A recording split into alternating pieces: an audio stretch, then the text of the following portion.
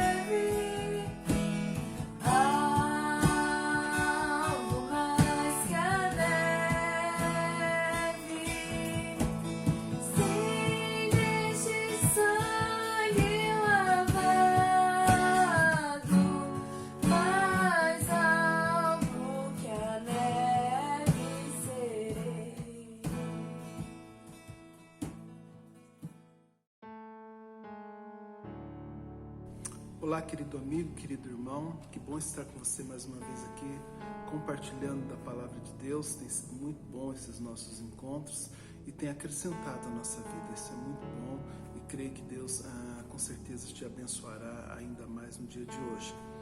Hoje eu quero falar com vocês sobre um assunto que eu acho muito interessante, muito peculiar, não apenas pela questão do momento que nós estamos vivendo, mas principalmente porque pode agregar às nossas vidas. Hoje eu quero falar com vocês sobre a alegria acima de qualquer circunstância.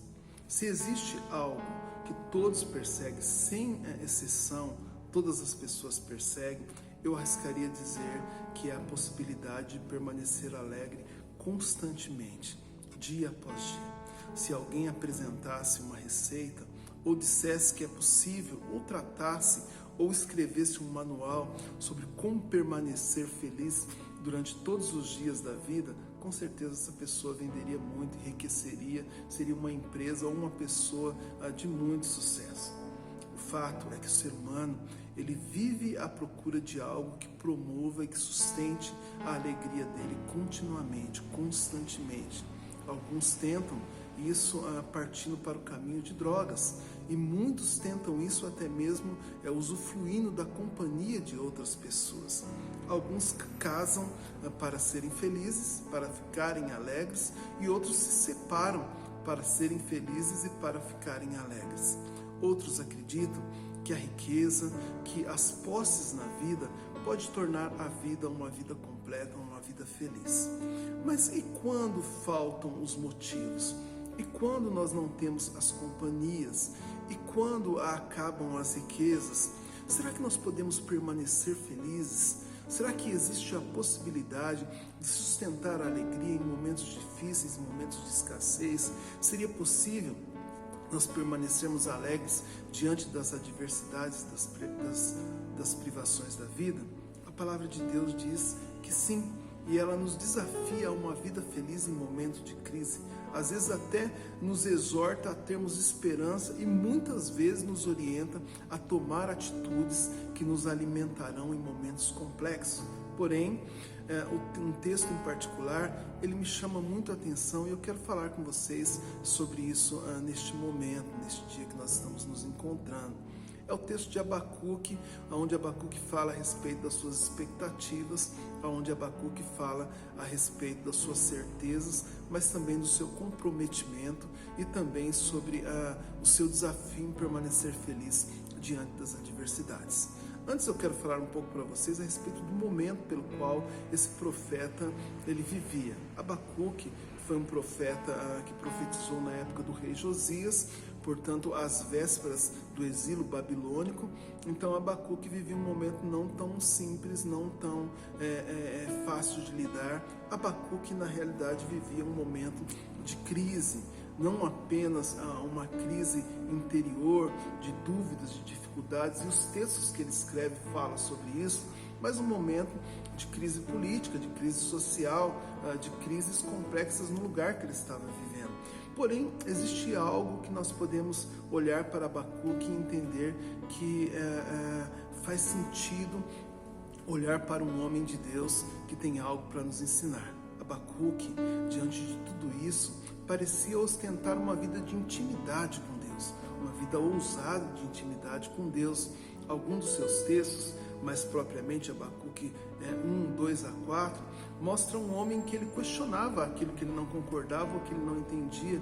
Ele se dirigia a Deus e dizia: Deus, olha, está doendo em determinado lugar, eu estou tendo determinada dificuldade e eu preciso entender isso para continuar vivendo uma vida boa, satisfatória e feliz, mesmo diante das adversidades. Esse texto diz o seguinte: até quando clamarei por socorro, sem que tu ouças? Até quando gritarei a ti violência, sem que tragas salvação?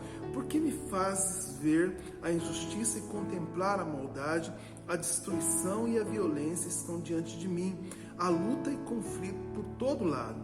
Por isso a lei se enfraquece e a justiça nunca prevalece.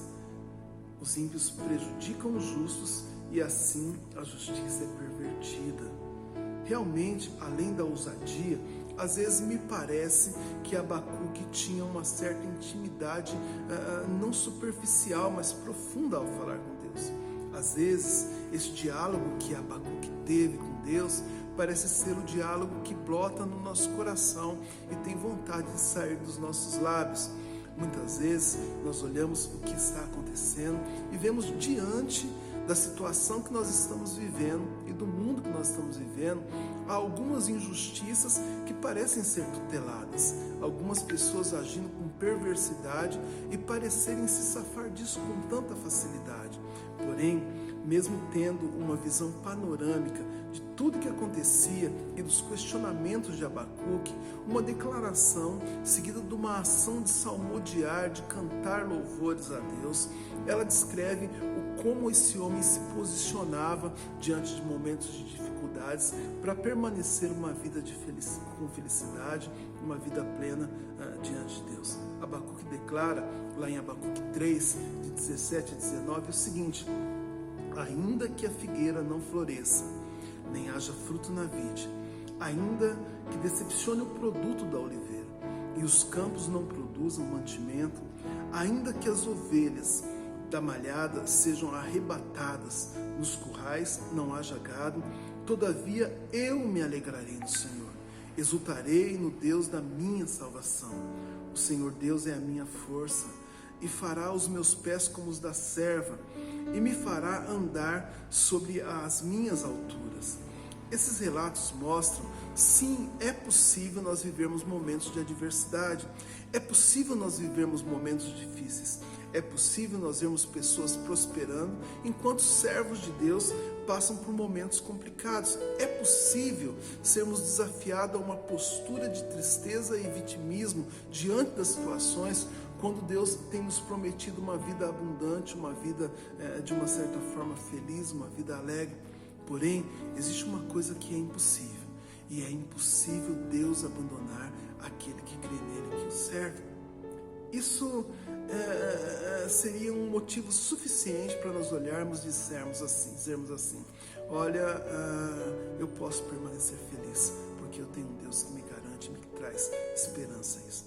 Por isso, Abacuque afirma que é possível sim vivermos alegres diante até mesmo da escassez ou da ausência da abundância. A escassez aponta diretamente para o fato de nós não termos em abundância algo, ou termos algo regrado. Por sua vez, abundância é uma palavra muito disseminada no nosso meio, uma palavra da qual o meio cristão tem se acostumado com ela. O próprio Jesus nos apresenta a promessa de uma vida abundante e aponta isso como se fosse um benefício, mas dentro do diálogo de Jesus não existe a ausência da escassez. Quando a escassez contempla a vida de uma pessoa, ela parece roubar o sentido não da vida em si, mas o sentido ou a motivação da alegria naquela vida, porque de uma certa forma nós temos aprendido que uma vida abundante está ligada a uma vida de sucesso espiritual. O que nós não percebemos é que o diálogo de Jesus aponta para uma vida abundante e não para uma vida de abundâncias. Eu não vou tratar diretamente sobre esse assunto ou sobre a diferença nesse assunto, mas é importante você entender que enquanto a abundância na vida, ela fala sobre coisas para sermos felizes, a vida abundante aponta sobre motivações para permanecermos e sermos felizes. A vida abundante é muito mais do que aquela velha frase de ano novo que diz muito dinheiro no bolso e saúde para dar e vender. Abacuque está afirmando o compromisso e a possibilidade em permanecer alegre no Senhor quando o fantasma da escassez tenta nos assustar ou bate às nossas portas. Há um tempo atrás, há alguns anos atrás, o nível financeiro do nosso país, de uma certa forma, ele se elevou. As classes sociais experimentaram um crescimento em seu nível financeiro. Alguns começaram a experimentar coisas que até então não era parte do seu cotidiano. Alguns começaram a comer melhor, alguns começaram a se vestir melhor, alguns começaram a passar uma vida com experiências que o dinheiro poderia e pode proporcionar e que viabiliza. Alguns desfrutaram de viagens, isso é muito bom, outros de situações, outros de momentos que talvez, se não houvesse a presença da abundância financeira, talvez não tivessem experimentado.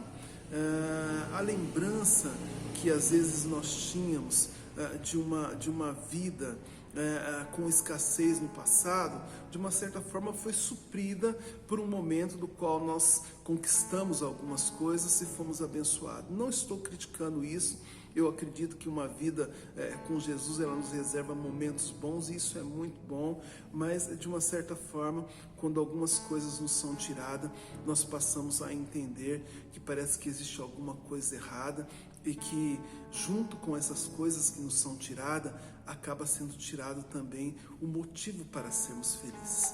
A vida sem selfie, sem viagens, a vida sem restaurantes, a vida sem lugares bonitos, às vezes ela parece um pouco descolorida. Parece que quando as coisas que nós gostamos vão embora, a felicidade também vai embora. O que me faz entender é que nós temos muito mais facilidade com uma vida de abundâncias do que uma vida abundante, uma vida onde ela tem motivos e não apenas coisas. Porém, os relatos de Abacuque nos traz uma lição preciosa ao mostrar que, ainda que a figueira não floresça, nem haja fruto na vide, ainda que decepcione o produto da oliveira e os campos não produzam mantimento, ainda que as ovelhas da malhada sejam arrebatadas nos currais e não haja gado, todavia eu me alegrarei no Senhor, exultarei no Deus da minha salvação. Abacuque está deixando claro que nós não podemos vincular a nossa alegria às coisas que nós possuímos. Precisamos entender que o fato da abundância parecer ser viabilizador de uma certa alegria, ele somente é um mecanismo de Deus. É um mecanismo para nos alegrar e não o motivo de Deus para nos alegrar. Deus é o próprio motivo para que eu e você permaneçamos felizes. É Deus quem nos faz feliz. É Deus quem nos fortalece. A alegria que vem de Deus é porque nós somos salvos nele e não há abundância maior que isso. Podemos sim ser alegres, ainda que não haja a abundância na vida.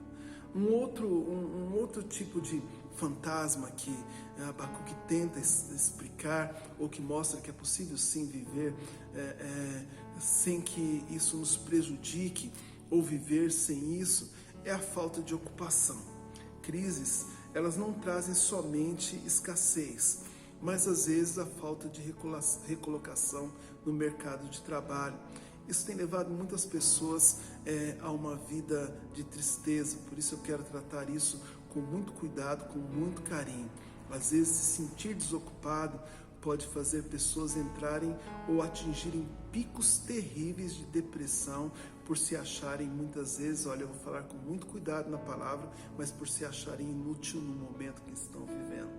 Mas Abacuque, ele cita o seguinte: ainda que as figueiras não produzam frutos e as parreiras não deem uvas, ainda que não haja azeitonas para apanhar, nem trigo para colher, ainda que não haja ovelhas nos campos, nem gado nos currais, mesmo assim eu darei graças ao Senhor e louvarei o Deus, o meu Salvador. Essa versão que eu separei para você ouvir é uma versão muito peculiar, porque ela vai demonstrar com uma certa profundidade que Abacuque está dizendo assim: ainda que eu não tenha o que fazer ou como fazer, eu ainda vou me alegrar em Deus. Até o ponto que eu sei, Abacuque era um profeta. Eu não entendo Abacuque como um homem que era um colhedor de uvas, de azeitonas, e nem muito menos alguém que estava pastoreando ovelhas. Então eu também vou entender que Abacuque não está falando propriamente apenas para ele. Ele está falando da possibilidade de nós tentarmos fazer alguma coisa, queremos fazer alguma coisa e entendermos que nós somos privados de fazer àquela coisa. Normalmente, crises são especialistas em revelar algo a respeito do trabalho, ou revelar algo a respeito daquilo que nós acreditamos sobre o trabalho. Normalmente, crise nos mostra que nós trabalhamos e que às vezes até reclamamos, mas quando nos falta o trabalho, nós reclamamos que nós não temos trabalho. E mais uma vez eu quero afirmar a você que isso não é um ponto crítico, isso é um momento que eu respeito muito, porque muitas vezes isso acontece diante de crises existenciais. Alguns acreditam que isso acontece porque nós não gostamos de ficar sem dinheiro, porém na maioria dos casos que tem se aflorado nos últimos dias, é possível perceber que não é apenas por causa disso. Às vezes o grande problema é nos sentirmos desocupados, o grande problema é nos sentirmos despertencidos de algo, ou nos sentirmos inúteis diante de algo. Esses três fatores levam pessoas a trabalharem com ganhos às vezes até insignificantes, e até mesmo a se angustiarem e viverem picos agudos de depressão por se sentirem de uma certa forma pertencidas ou pertencentes a alguma coisa, por se sentirem úteis, por se sentirem pessoas que de repente olham e falam assim: não, eu preciso fazer alguma coisa, senão eu fico louco, eu preciso estar ocupado. Nós não gostamos de ficar desocupados, porque normalmente nós nos sentimos inúteis quando nós estamos desocupados. Às vezes nós olhamos para esse versículo apenas com a ótica de que ele aponta para o ter alguma coisa, mas esses versículos falam também sobre o ser alguém, sobre estar ocupado ou vinculado a algo. Ter frutos da figueira, o azeite e o trigo era algo importante para o povo de Deus da época do profeta Abacuque. E ser o povo que podia colher esses frutos, ser o povo que podia estar ocupado diante dessa situação, era muito importante para aquela época. Em nosso tempo não é diferente. Quando eu estava finalizando a minha primeira graduação técnica, eu fiquei sabendo que a diretora do colégio, ela tinha uma idade um pouco avançada. Era uma pessoa muito disposta, uma pessoa disponível, uma pessoa muito ativa, e ela já tinha atingido a idade para a sua aposentadoria. Ela poderia simplesmente parar com um ótimo salário e ir desfrutar da vida. Mas ela não o fazia. E eu não entendia por quê. Até que em um certo dia nós tivemos uma aula vaga e eu tive a oportunidade de conversar com aquela diretora. E ao conversar com ela, eu perguntei, ainda era um jovem, muito desprovido de conhecimentos da vida, perguntei para ela o porquê que ela não se aposentava, por que ela continuava aguentando aquela dificuldade de alunos peraltas, aquela coisa toda. E ela me disse que ela não se aposentava porque ela gostava de se sentir útil, parte de alguma coisa. Ela queria ser significante na vida das pessoas, e de fato foi muito significante na minha vida. Eu percebi que aquela mulher, ela não queria se sentir inútil na vida. Trabalhou a vida inteira, e quando ela tem a oportunidade de parar, mesmo com seus ganhos, ela diz que ela queria continuar. Isso acontece também com médicos, isso acontece com pastores, acontece com profissionais autônomos, comerciantes, acontece com muitas pessoas. Nós gostamos de sentir que nós pertencemos a algo. Nós gostamos de sentir que nós estamos vinculados a algo. Nós gostamos de sentir que nós somos pessoas úteis. Na realidade, todos nós gostamos da ideia de sermos útil. E quando isso deixa de acontecer, nós entramos em crise. E a crise, ela revela exatamente essa fragilidade na nossa vida. Diante da crise que nós estamos passando, é comum algumas pessoas que de repente testaram positivo ao Covid-19, ou que às vezes até mesmo foram suspeitas e são afastados durante os 14 dias, que muitos já têm ciência do que eu estou falando, ao voltarem ao trabalho, ou ao tentarem voltar ao trabalho, existem duas situações que acontecem. A primeira delas é uma pergunta que você faz a si mesmo, que é a pergunta assim: o que eu vou fazer agora, né? O que eu vou fazer? A situação, como é que vai ser? E se eu não melhorar durante esses 14 dias? Uma outra situação, e eu acho que é mais agravante, então vou gastar um pouco mais de tempo nela, é que quando você chega à sua recolocação profissional, as pessoas que te recebem, elas também fazem uma pergunta. E a pergunta é: o que nós vamos fazer com essa pessoa agora? As incertezas se a pessoa pode estar ainda contaminada ou não, ela tem revelado o lado mais sombrio de pessoas que nós julgávamos ser nossos amigos. E muitas vezes pessoas voltam para casa com desculpas absurdas, porque elas não podem voltar ao local de trabalho simplesmente pelo medo daqueles que vão recebê-la. Eu não vou criticar essa pessoa, mas é importante nos observarmos que o preconceito quanto àquele que está voltando, os olhares tortos, a discriminação, ela vai fazer com que aquela pessoa se sinta não apenas abandonada, mas se sinta inútil. Ela vai fazer com que a pessoa olhe e diga: olha, eu não pertenço a isso, ou pelo menos não querem me deixar pertencer a isso. Olha, eu estou sendo privado de fazer aquilo que talvez um dia eu tenha reclamado, mas que hoje eu desejaria que fosse diferente. Eu quero ter senso de utilidade. O que fazer para permanecer alegre diante da falta do senso de utilidade? Esse é o assunto que eu quero tratar com você nesse tópico. Em algum tempo atrás, eu estava conversando com uma pessoa que me fez uma afirmação não muito peculiar. Ela me disse que crises crises não vêm sozinha. Ela revela em nós alguma fragilidade que já faziam parte da nossa vida, só não estavam expostas. É interessante pensar nisso, porque isso mostra que diante de uma crise eu posso também me deparar com o fantasma de me sentir inútil dentro de casa, de me sentir desprezado dentro de casa, simplesmente pela dúvida de estar ou não fazendo parte do problema daquela crise.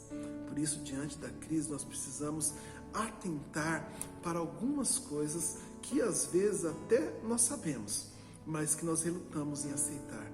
E eu quero falar para você exclusivamente que está passando por uma situação conforme o que eu acabei de dizer a respeito de ser rejeitado no dia a dia e de ser recolocado na sua vida normal, na sua vida cotidiana.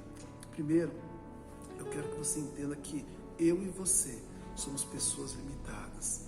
Nós temos limites. O fato de nós crermos num Deus vivo não nos exclui de passar por privações e limitações na vida, e não nos exclui de um dia nós ficarmos ou não ficarmos doentes.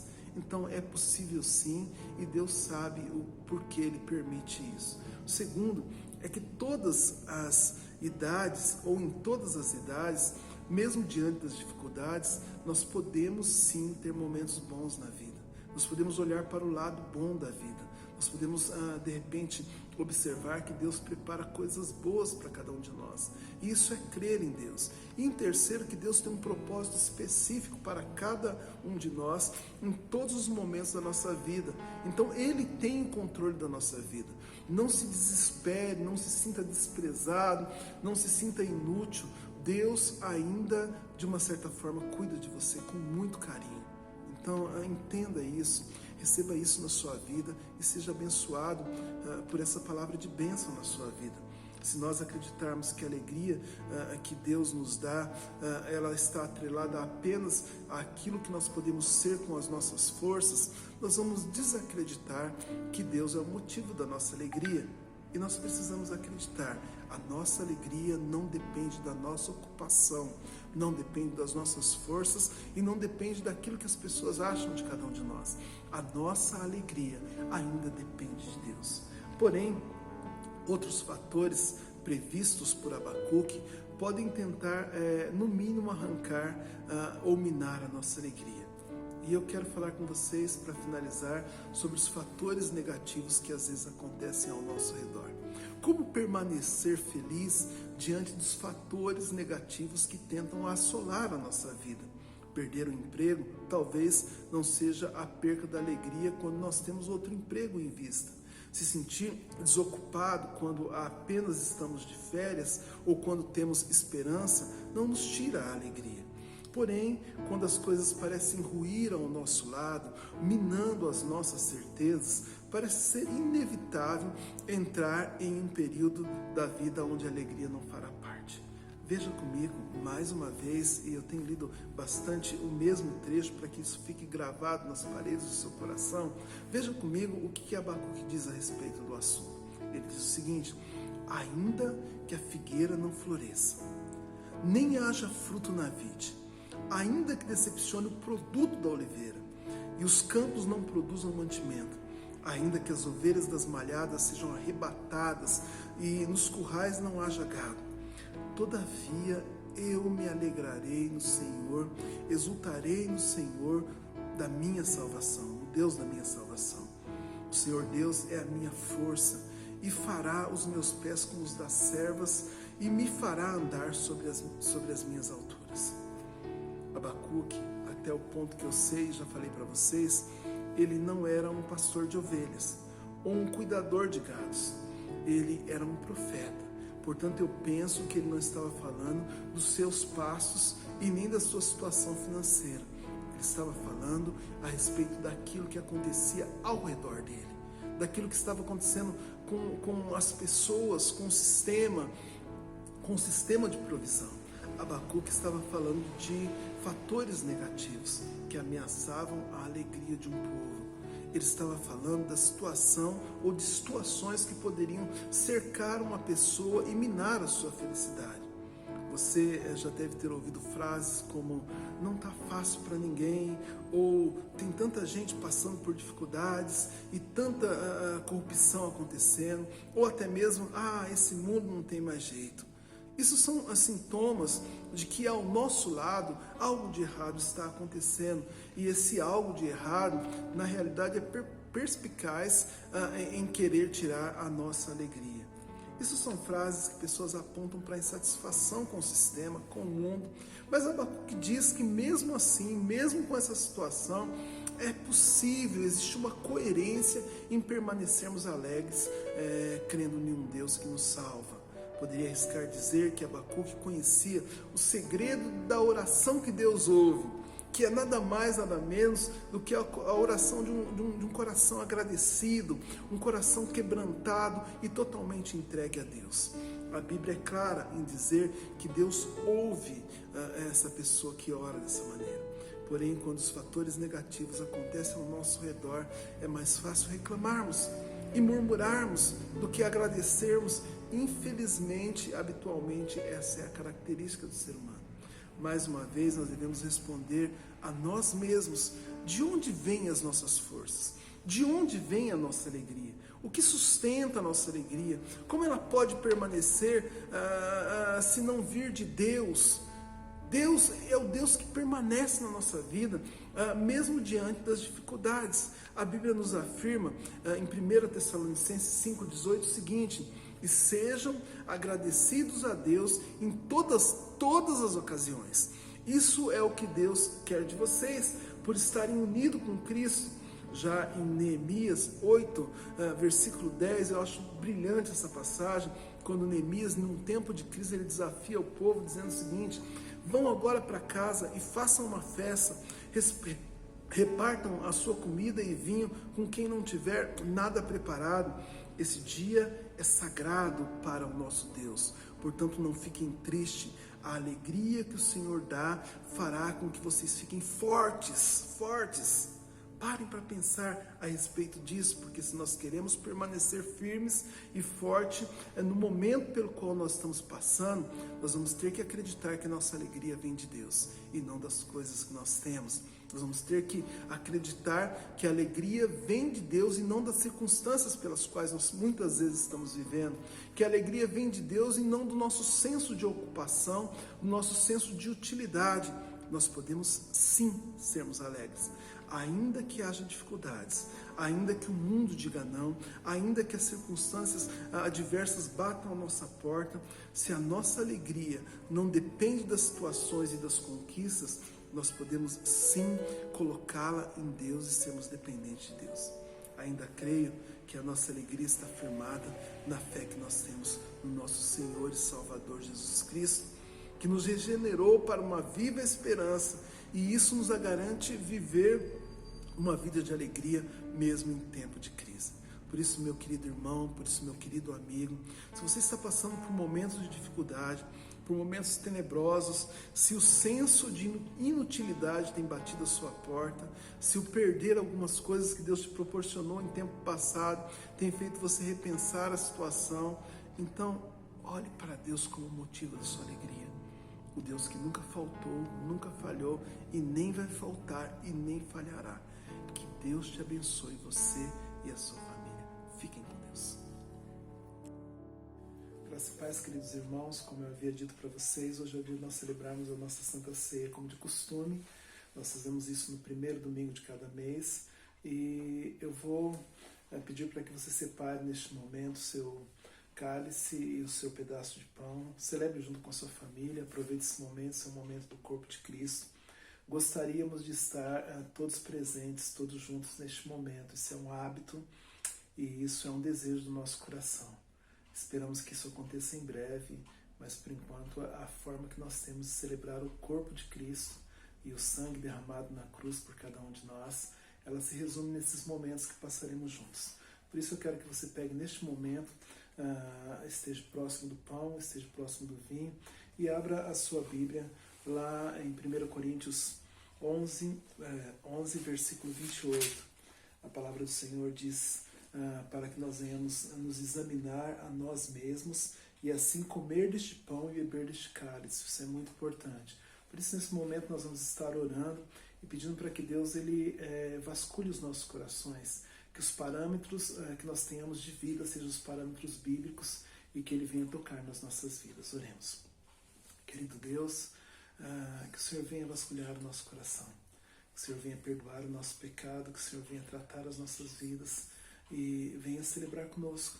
Nós fazemos isso porque cremos, ó Pai, que o Senhor tem trazido vida para cada um de nós, tem nos fortalecido no nome de Jesus.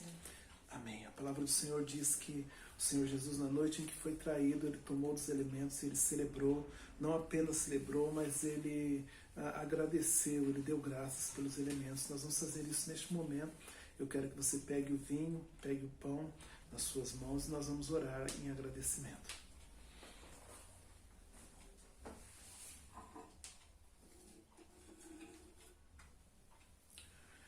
Querido Jesus, nós te agradecemos por esse pão e cremos que verdadeiramente esse é o seu corpo.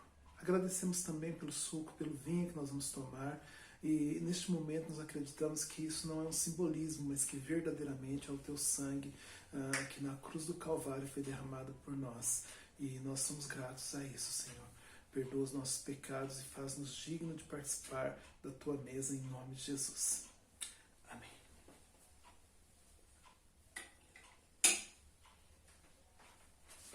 Recebe o corpo de Cristo.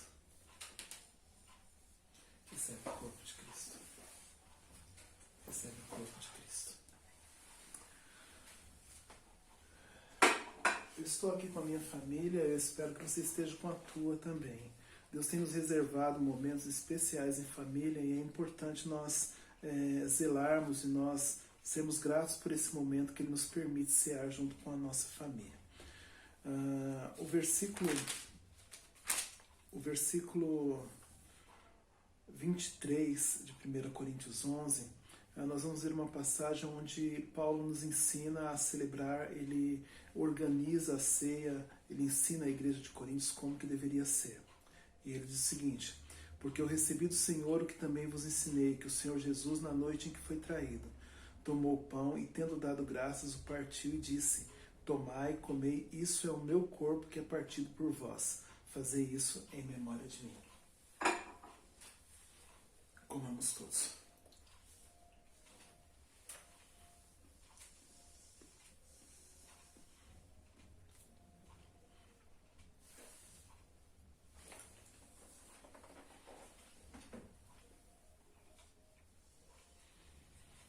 Receba o sangue de Cristo. Receba o sangue de Cristo. Receba o sangue de Cristo.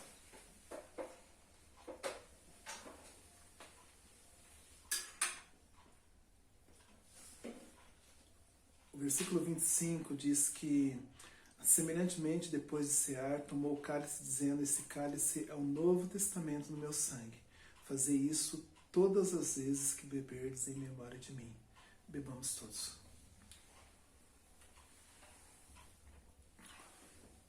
Querido Deus e eterno Pai, nesse momento nós nos despedimos. Não que deixemos de cultuar, o culto continua nas nossas vidas e nós somos gratos por isso. Agradecemos, ó Pai, porque um dia o Senhor morreu na cruz do Calvário por mim e pelo meu amado irmão. Agradecemos, ó Pai, porque somos o corpo de Cristo e celebramos, ó Pai, até que o Senhor venha, em nome de Jesus. Obrigado, Deus. Que Deus te abençoe você e a sua família. Que Deus esteja conosco nesse período de dificuldade e esteja conosco a cada momento das nossas vidas. Fiquem com Deus. Mais uma celebração e hoje eu quero deixar com você o meu sentimento de saudade da sua presença, saudade de estar com você aqui no templo celebrando junto. Creio que em breve Deus vai nos proporcionar isso. Eu creio que Deus fará isso com o seu povo. Quero dar alguns avisos, né? Durante a semana nós temos a nossa live de oração, acontece nas terças-feiras às 8, no canal IMVA, com a Mari e com o Wagner. Tem sido bom, abençoador. Nós tivemos agora no sábado uma live de aniversário. Que coisa maravilhosa poder rever os irmãos. Foi muito bom. Quero conclamar a igreja a estarmos orando durante essa semana para que Deus realmente venha fazer esse período passar e que nós venhamos aprender com esse período como nós podemos estar mais próximos, como nós podemos ser mais persistentes e mais resistentes. Eu creio exatamente naquilo que eu falei com você na pregação. Eu creio que Deus é o Deus que nos fortalece, por isso nós podemos ficar alegres. Quero agradecer a você que tem sido fiel com seus dízimos e ofertas. Isso tem sido bom, tem ajudado nos trabalhos da igreja, aquilo que nós temos feito. Obrigado pela sua colaboração, que Deus te abençoe. E quero também desafiar você a uma semana onde você esteja desenvolvendo aquilo que você aprendeu na nossa academia bíblica sobre a família, a viver isso, a ter uma comunicação mais saudável, uma comunicação com os seus entes familiares mais caprichada, uma comunicação mais abençoadora. Esteja conosco e que Deus te abençoe em nome de Jesus. Olá, irmãos da Igreja Missionária do Aracaré, Itaquaquecetuba. Que saudade que eu tenho de vocês, da gente poder estar celebrando o corpo de Cristo nesse dia tão especial. Hoje nós vamos fazer online ainda, mas eu creio que em breve Deus vai nos providenciar uma forma presencial para estarmos celebrando a ceia do Senhor. Hoje eu vou falar sobre como permanecer feliz em momentos de crise. E eu creio que vai ser abençoador para a sua vida, como foi para a minha. Então fique conosco, assista até o fim, e Deus vai com certeza te abençoar. Fiquem com Deus.